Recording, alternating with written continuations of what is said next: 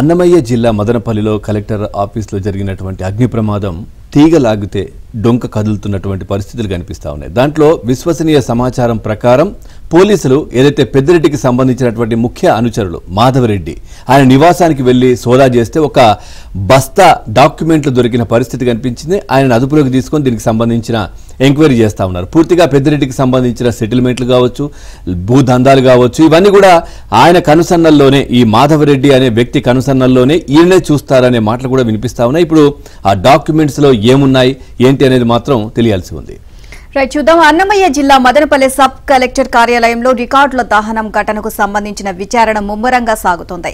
ఈ క్రమంలో YCP MLA మాజీ మంత్రి పెద్దిరెడ్డి రామచంద్రారెడ్డి ముఖ్య అనుచరుడు మాధవరెడ్డిని పోలీసులు అదుపులోకి తీసుకున్నారు. ఆయన ఇంట్లో సోదాలు నిర్వహించి 2 బస్తాల డాక్యుమెంట్లను స్వాధీనం చేసుకున్నారు.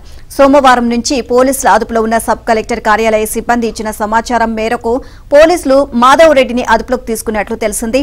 నిన్న ఉదయం నుంచి పోలీసులు సబ్ కలెక్టర్ కార్యాలయ ఉద్యోగులను విడివిడిగా విచారిస్తున్నారు.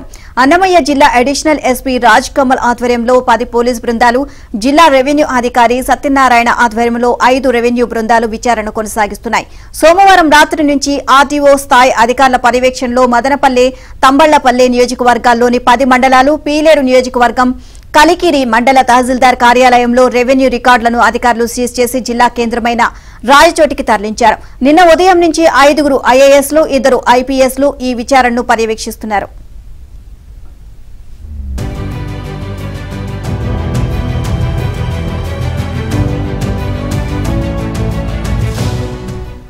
పెద్దిరెడ్డి అనుచరుడు మాధవరెడ్డి మహాముదురని పోలీసులు భావిస్తున్నారు.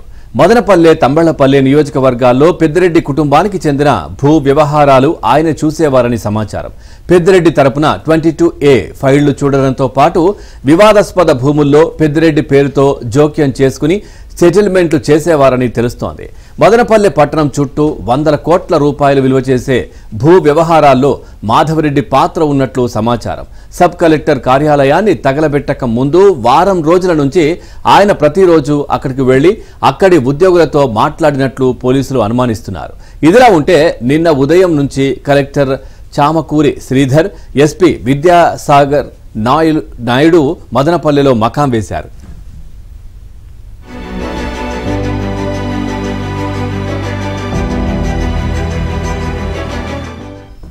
అడిషనల్ ఎస్పీ రాజ్ కమల్ ఆధ్వర్యంలో ఇప్పటికే పోలీసుల అదుపులో ఉన్న senior assistant Gautam Tej, watchman రమణయ్యతో పాటు మరికొందరితో కలిపి సీన్ రీకన్స్ట్రక్షన్ చేసినట్లు సమాచారం.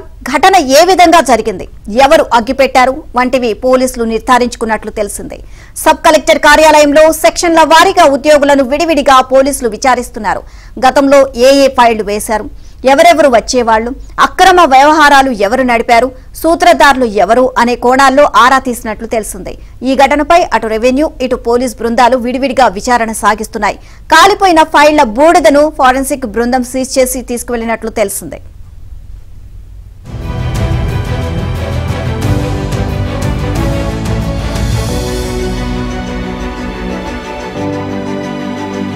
కార్యాలయంలో చోటు చేసుకున్నటువంటి ఫైళ్ల దగ్ధానికి సంబంధించినటువంటి కేసు విచారణ నుండి పోలీసులు ముమ్మరం చేసినటువంటి పరిస్థితి. నిన్నటి రోజున ఈ ఘటనకు సంబంధించి పెద్దిరెడ్డి ప్రధాన అనుచరుడుగా భావిస్తున్నటువంటి మాధవరెడ్డితో పాటు అక్కడ కార్యాలయంలో విధులు నిర్వర్తిస్తున్నటువంటి సీనియర్ అసిస్టెంట్ గౌతమ్ తేజ, అదేవిధంగా మరో సీనియర్ అసిస్టెంట్ భరత్ రెడ్డితో పాటు ఆర్డీఓ సిసి మణి, మరో తహసీల్దారు అస్లాం, వీరందరినీ కూడా పోలీసులు అదుపులోకి తీసుకుని విచారిస్తున్నారు.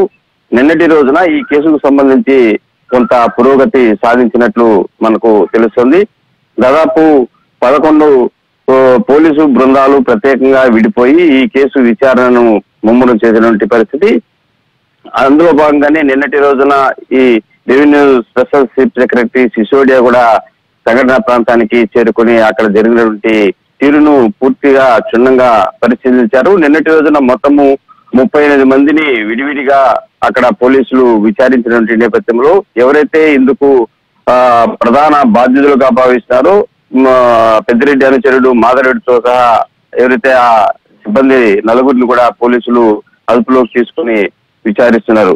ఈ సంఘటనకు సంబంధించి మాధవ్ రెడ్డి ఇంట్లో నిన్నటి రోజున పోలీసులు కూడా దాదాపు 5-6 గంటల సేపు అక్కడ తనిఖీలు నిర్వహించారు. 2 బస్తాలకు సంబంధించినటువంటి రికార్డు అన్నింటిని కూడా స్వాధీనం చేసుకున్నారు.